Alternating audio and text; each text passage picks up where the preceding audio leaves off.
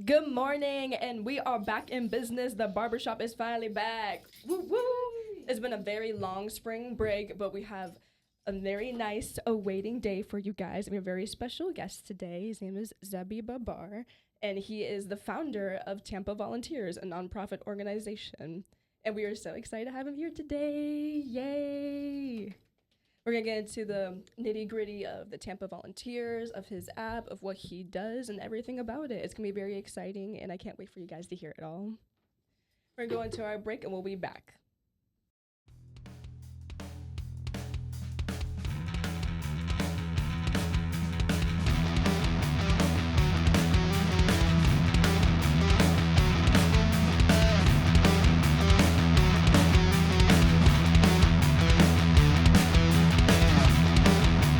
White lights sounding off 3 a.m. and no escape.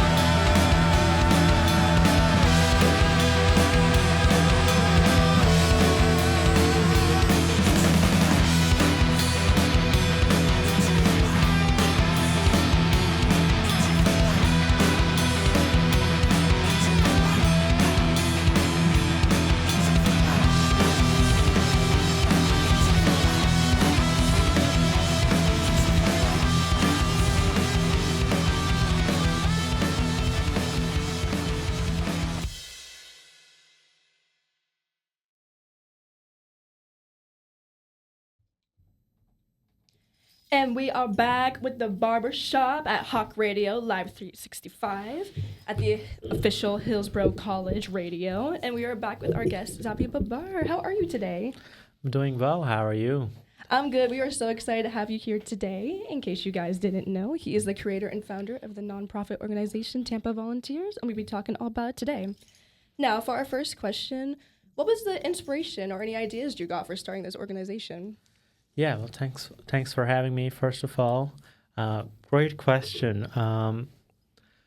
I came to the U.S. when I was 19 in 2016, and I didn't have any family here. I came by myself with some other high school friends, and I had a good social life in college. But after graduating, it was hard since I graduated right before COVID, and COVID had shut everything down, and there isn't a lot of community that exists at least in Florida, where I've lived most of my life in the U.S., that exist outside of college. There's church if you're religious, but outside of that, you really have to create your own community through different hobbies or I'm sure clubs during COVID, it was like, there was no one to have community with. Yeah, for the first year or two, and I was a bit more strict about it until I got the vaccine. I didn't really hang out much with people like indoors, so that made things harder. But I did join Meetup back when I was in college. During summer breaks, I would use Meetup to like play tennis or not pickleball at that time, but I would play tennis with people through Meetup, and I started liking the app, and after I graduated, I would use it more, and I found out in 2022, maybe around fall, there was a volunteering event on Meetup, and I also volunteered in college. I was part of the honors college, and they require you to volunteer 50 hours. Of course. To stay in the college. So I did volunteer, so I had some experience volunteering, and I volunteered through this Meetup, and it was called Tampa Gourmet Festival. It was by the Center for Women down in Hillsborough and Himes, and that was a fun event. We got to kind of organize the event or be part of the event. So they were fundraising for their own nonprofit organizations, and we just helped them with like bringing food to the tables or cleaning up or helping them set up or run the auction, silent auction and stuff like that. So I enjoyed that event because I got to meet with a lot of people, and we were all volunteering together. So all people who like to give and like to be with the community, and also it was a good way to socialize and meet people who have similar, goals as you. So I enjoyed that. I had a lot of fun, and you also get a lot of free food and get to enjoy the live music and stuff like that. So that was benefits. So I enjoyed that. I did another one a month after that. I also was very similar that I enjoyed as well, and so I thought that would be some. And then she stopped doing those events for a few months, and I thought that would be a good opportunity for me to start doing the same events because I like to volunteer. I like to volunteer, but I like to volunteer with other people. So I'd done some, cleanups and Habitat for Humanities, but a lot of them I found it more fun to do with other people. Yeah. So I was like, let's create a meetup of my own, and then it would encourage me to go out and volunteer because I would have other people to go with, and I could see a future where we do it often enough where we make connections and go do, events together instead of it being completely random every time, which it would be in the beginning, but over time there'll be a core group that you go out and volunteer with. So that's where really the idea started from, is to socialize and volunteering, but really it makes it easy to volunteer when you have a group that you can go out and volunteer with. So that's kind of the backstory about how it got started. Wow, that is so sweet. Yeah, volunteering, like, that is such a good opportunity to socialize, but also give back to the community. And then you're finding your community within it. And I think that's great that you made this such a big platform for so many people, because I saw, like, you had so many members on Meetup, and that's really sweet, because what we need in this world today is community. Like, that's something that we lack so strongly. Like, I don't even know my neighbors and stuff, but yeah, I definitely, like, for our age especially, like, we need to go out and go talk to more people. It's not like, I mean, of course, you have, like, your clubs, your groups you have in, like, your schools, your high schools, but that's just inside of your high school and your college classes. Like, outside of the graduation, like how you was explaining how it was kind of hard to find a community because, especially during COVID, nobody was going outside. Everyone was indoors. Everyone was, social distancing. And then even now, that pattern still kind of continues, even though we do have these big community groups and they go out and they socialize with other people. It's really hard to branch out to our generation to want to be in the community if it's not benefits. So I think it's good to let that be known. Yeah. So you mentioned earlier that the person who was originally doing the meetups for volunteering, they had stopped doing it for a little bit, and then you thought it would be a good idea for you to start doing it. What were some of the obstacles or some of the adversities you had to come over when creating your own version of what the person formerly doing it was doing? Yeah, I think the biggest challenge was finding all of these meetups or organizations that needed volunteers. So in the beginning, I know she had connections with the organizers of that nonprofit, and I didn't know anybody. And a lot of them have annual events. So that one was in August. There was one in, I believe, in September, October. So I was starting in February, and I didn't want to wait until August to wait for her to organize again. So I spent, and I was also unemployed at that time for 6 months. So I did use a lot of that opportunity to do a lot of research. So I just went on Google, looked up nonprofits near me, and or just start going to websites of nonprofits and seeing if they have a volunteer page or join us page, and just almost like being a salesperson and cold calling them. But instead of selling them something, it was more like, I want to help you. And it was kind of funny because they were shocked that I was calling not to get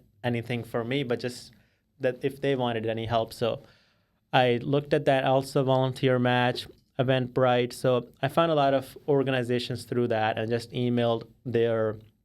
just joined their mailing list for volunteering. And it took me maybe about 4 or 5 months. I'm pretty organized myself, so I keep an Airtable, a spreadsheet of all the organizations that I ever came in contact with, and save, the person of contact, their email, and information like that.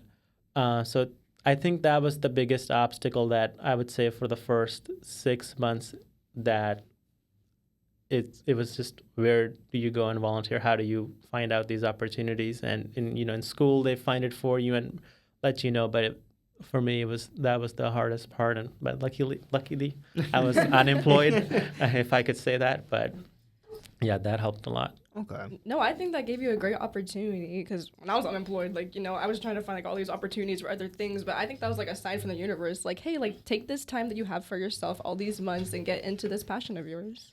Yeah, absolutely. All right, we'll be back after this break.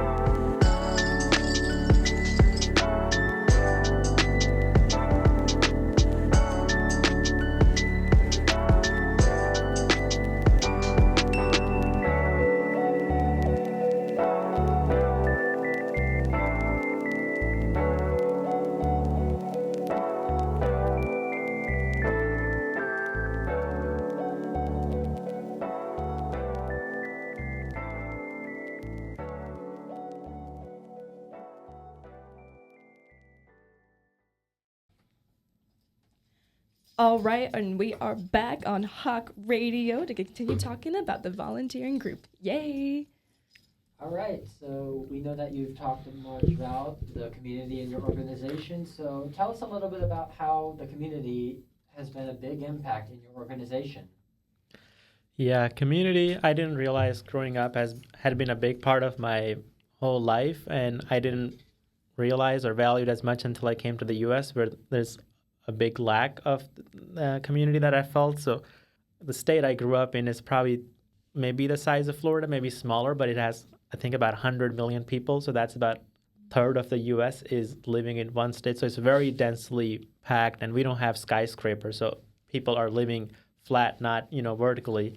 But that does do, it does create a lot of traffic and a lot of issues, but it also does create a lot of people living together and very close to each other. And we don't have as good of an economy. I'm from Pakistan, by the way. Not as good of an economy as the U.S. does. So people don't move around a lot, and people don't travel for jobs as much. So the people I grew up with were living there their whole life, and both my mom's side and my dad's side of the family, they live within 30, 45 minutes of each other, and most families do live very close to each other. And even that, growing up, now I drove 30 minutes to be here this morning, 35 minutes, but Right, it's crazy. And growing up, that was not normal. Anytime we would visit my grandma, which she does live 35 minutes away, we would have to take a weekend off, or we would only go on the weekends, and we would take some days off to do that. And we wouldn't want to drive 35 minutes and drive back 35 minutes in the same day. That's how long it felt, but now it feels normal. But my overall point being is that the U.S. is mostly organized in suburbs. There's a major city downtown, but mostly it's suburbs, and people move around a lot. A lot of them are transplants. So, and there is another thing where there are no mixed housing. So you have your suburb, but you know that there's no shop in the suburb. There's no coffee shop. There's no butcher. There's no barber. So you have to drive on the main road for everything. So I think since people live in suburbs, they don't really walk around. There's no reason to walk to go anywhere. You have to get to your car and drive. And I think that creates a lack of community because it makes it easier to talk to your neighbors when you're running into them walking. You can stop and talk and ask each other. You can run into them in a barbershop or a coffee shop, but you see their faces all the time. But when you're driving, it's hard to stop in the middle of the road and just say hi and block the traffic. So I do think that creates a more isolation in the U.S. culture. Absolutely. Yeah. And people find it, uncomfortable to talk to their neighbors, and I don't think that's people's fault per se. I think that's just how the urban architecture, urban planning is. Even in my city, Faisalabad, where I grew up, we have these new communities being built up that model more the U.S. suburban lifestyle, and it's the same thing. People don't talk to each other. Neighbors don't talk to each other. They don't walk, and it's the same people who are very communal, very collective, and they become individualistic in the same area, same upbringing, same culture, but they become more individualistic when living in an area that's very, isolated. So for me, community is very important coming to the U.S. from a different perspective. So that's one of the reasons that I wanted to focus more on volunteering and bringing people together, is to get people to get out of their house and be with each other and make community. Yeah, I agree. I don't think it's always good to be stuck in the house. Like, I think if you're resting, absolutely. But yeah, like, we're sheltering our own selves, and we need to go talk to more people and help people. I think that's definitely a sign of the times we're living in, because you had COVID, which was lockdown, which shut everybody in their house. But even before that, you kind of saw the transition of people were going away from hanging out with friends outside to, okay, we're going to lock ourselves inside. To your point, community has become a lost philosophy in our culture today.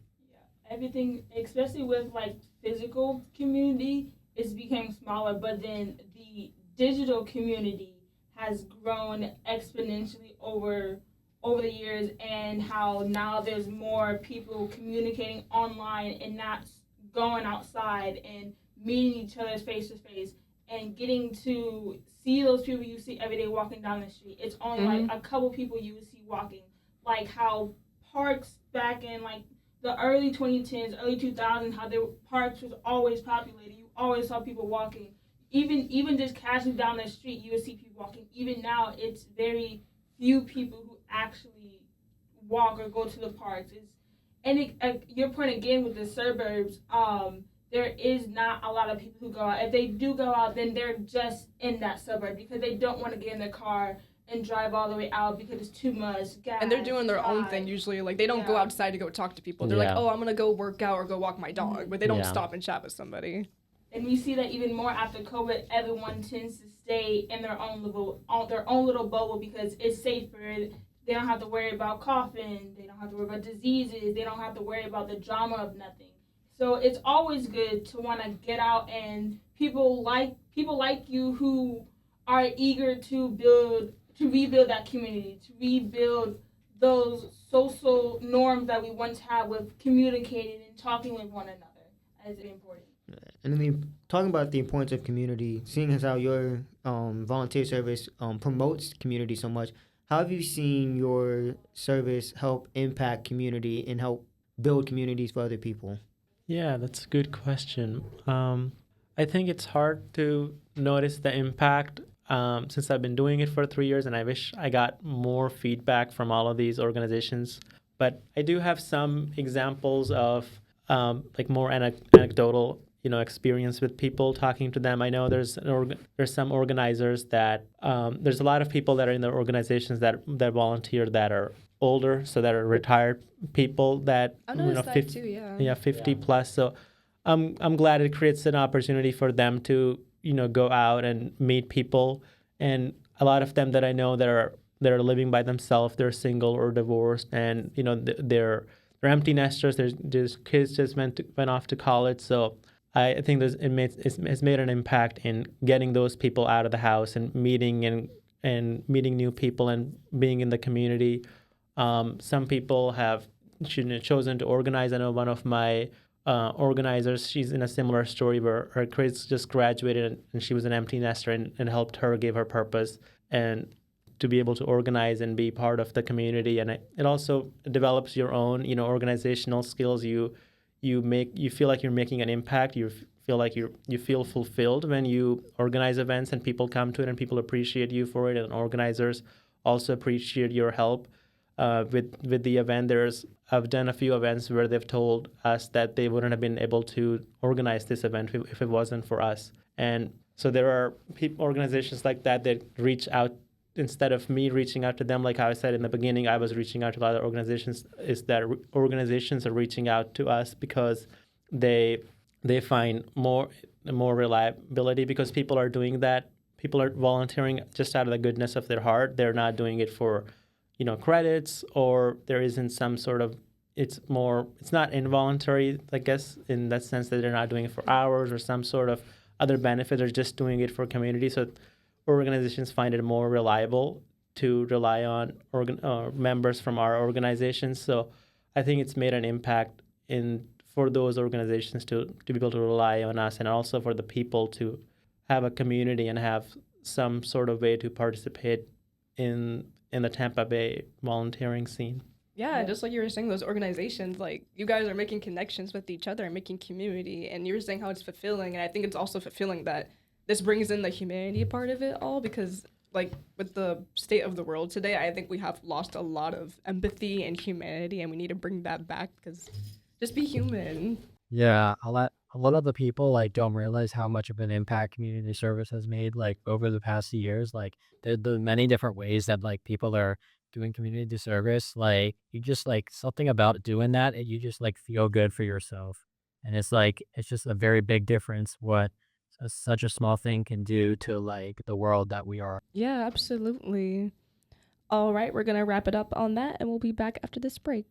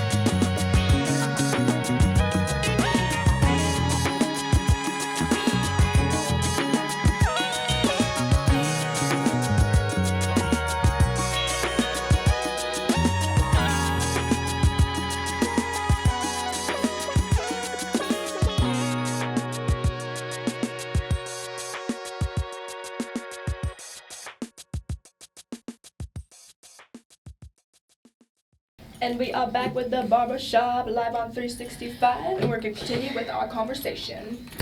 All right, so I hear that you have a lot of big events happening. So tell us about some of the big events that you have in your organization this year.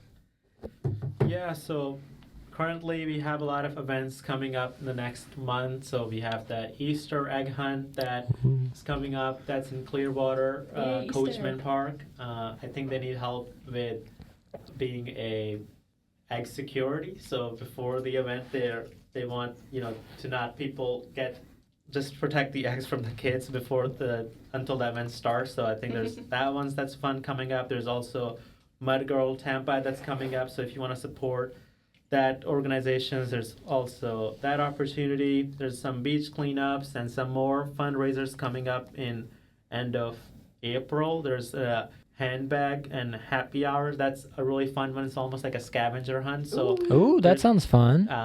for volunteers, at least it is a scavenger hunt, but it is a non-profit that I think it's called the Thrift at Tampa Bay.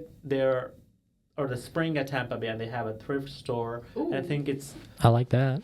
and I think they have a lot of, I guess, purses that are donated, and they use that as an opportunity to auction them off. So some of them are really expensive and branded ones, so they like to auction them off instead of selling them for a couple bucks at the thrift store. So they use that opportunity. But as volunteers, when people auction them off, there's probably 1,000+ purses that are sorted in different sections and different on different desks. So you have to find out as a volunteer, like, okay, grab this purse from G27 on a different table. Wow. So someone will get like 5 different purses, and you have to go around and find all those 5. And so it's a lot of fun. You work with other volunteers. Hey, do you know where this one is, or do you have this one at your table? You want to swap with me? So it's a lot of fun where you're trying my to gosh, that'd find be crazy. purses.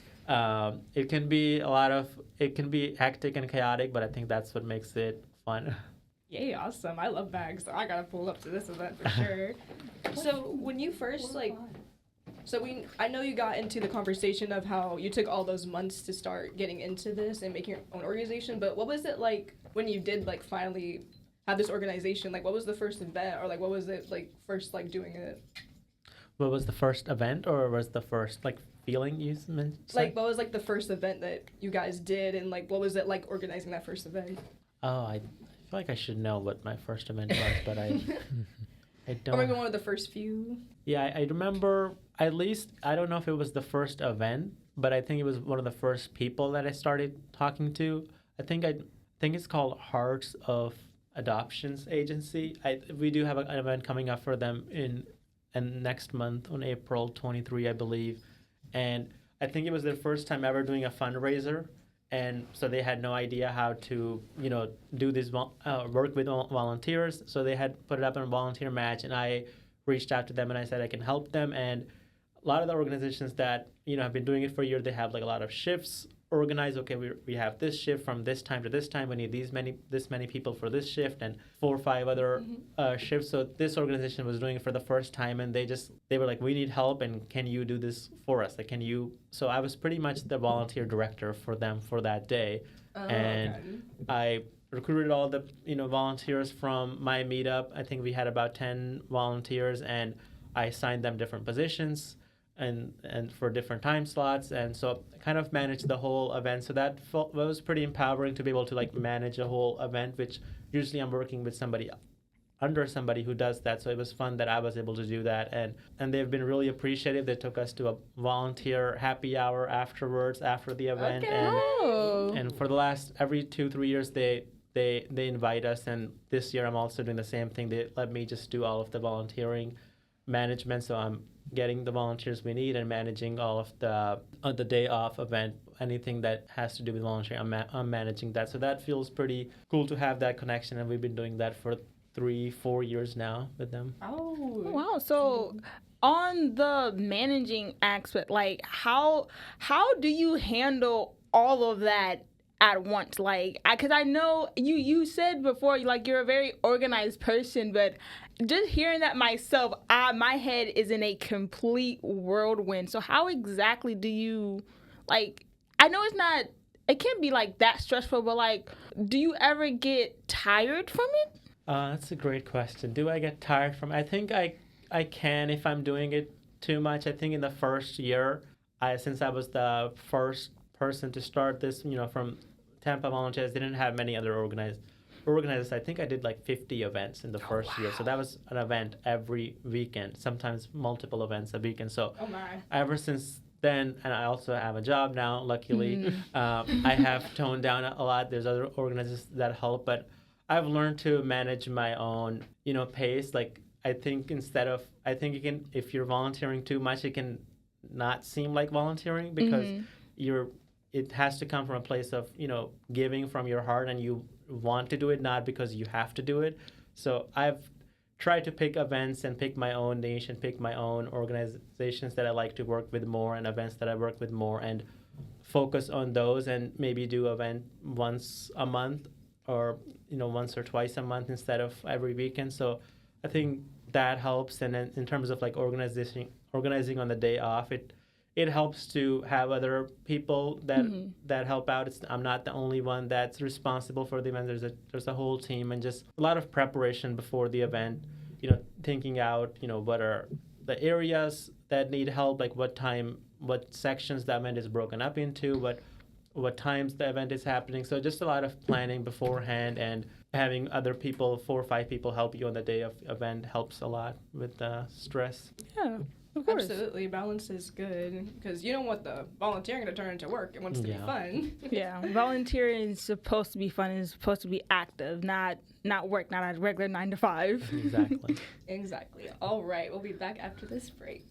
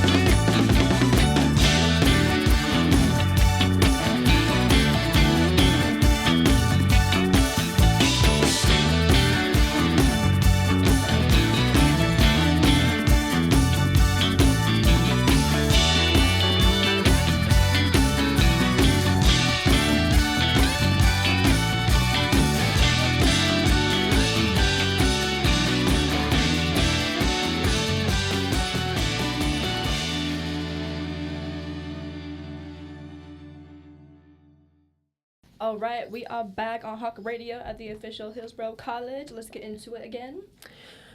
All right, so if you could have everyone in Tampa do one thing volunteer-wise this weekend, what do you think you would pick? That's a good question. Well, if you're doing it through our meetup, I think there's only one event that we have this weekend. Is the Renaissance Festival in Dade City. So if you want to Ooh. I love the Renaissance Festival. be It's so behind the cool. scenes of the Renaissance Festival and how it's organized and how you can, see how the event is run and be part of that experience. It's a whole day. I think it's from 9 to 6 or something like that. And I'm sure they'll feed you and, keep you under the shade, hopefully. So that's a fun one. But outside of the meetup, there's, of course, Trinity Cafe, there's Feeding Tampa Bay, and there's a lot of soup kitchens and food banks that need help. I think there's Faith Cafe down in Midtown Tampa, community food pantry in Carrollwood that we volunteer with. So those are definitely looking for volunteers every weekend. Yeah, I know. When you said what was the festival? Renaissance. Yeah, the Renaissance Festival. I was immediately jumped on it because I'm a big Renaissance history buff. Yes. I love it. So I'm like, oh, ding! I'm putting that on the calendar. Like, Yeah. I'm gonna go check that out. Yeah, it's been going from last month, and I think 28th, 29th is the last day of that festival, hurry. and also That's the a last time to volunteer. Oh my Oh, god, wow. yeah. I'm definitely gonna check that out and see what it's all about. Yeah. Cause man, I've always wanted to go to a Renaissance and just get like the big turkey leg and the pointy hat. And like Hawan and do like the whimsical makeup. Yeah, and that'd like be the so much fun. jousting. Oh my god. Yeah, it's a lot of fun. I actually have never been, so maybe I should go You volunteer should, at that one. You should dress up. Yeah. No. So you mentioned the Renaissance Fair. You guys don't do a lot of the typical volunteering activities that people usually do, like the soup kitchens or handing out food. You do a lot more fun stuff like the Gasparilla Music Festival, the Renaissance Fair, building toys for birds. What goes into your selection process for organizations that you guys help? Yeah, I think it's a lot about what people would like to, volunteer at. In the beginning, I was doing a lot of the fundraising events, like I mentioned, the Gourmet Festival and other, I guess, festivals or fundraisers that organizations have put up. So there's a lot of food, live music, silent auctions. You dress up and you almost participate as a guest, but you're helping out with the event, with the setup, the breakdown, and just the overall organizations of the event. And that's what I thought that people would be more inclined to do. And I was worried that people wouldn't be inclined to do as much of the beach cleanups. It's hot, and a lot of times these are in the mornings instead of in the evenings, and it's a lot more work. But I was actually surprised that once I started introducing more soup kitchen and food banks, I would get more people on those events than I would get on the fundraising ones. So I think when people think of volunteering, that's what they traditionally think of, and that's what got them there. So that was surprising. But we also, like you mentioned, I think one of the biggest event was making toys for parrots. We went to a bird sanctuary, I think back in 2023 summer, and we had maybe 30 people show up to that one. We also went to a primate sanctuary, and we also had 25 people show up to that one. So as far as like really big crowds, we've had those two events, and yeah, those bring out a lot of people. Just to confirm, primates are monkeys, right? Yeah. Yeah, I was asking. I think so, yeah. It's still early. My brain is not on. Right. I mean, you got up early and went to the gym, so That- I was that's not all surprised. So, are there any current challenges that you deal with while you still do organizing and volunteering? Oh, good question. I think a lot of it, I'm very grateful to my organizers and my social media person. She helps out a lot with the social media side of things and promoting these events. And I would say right now the challenge for me is that since I do work full-time as a software engineer, it's hard to put in a lot of time and effort. And I think that the group could be a lot bigger if, we were putting in more time and finding more events and having more organizers. I think most of the organizers are in the Tampa area. We could explore more in the St. Pete, Pinellas County area. So I think the biggest challenge right now would be time, since all of us are employed, they have their full-time job. So this is more just volunteering and we don't make any money from this.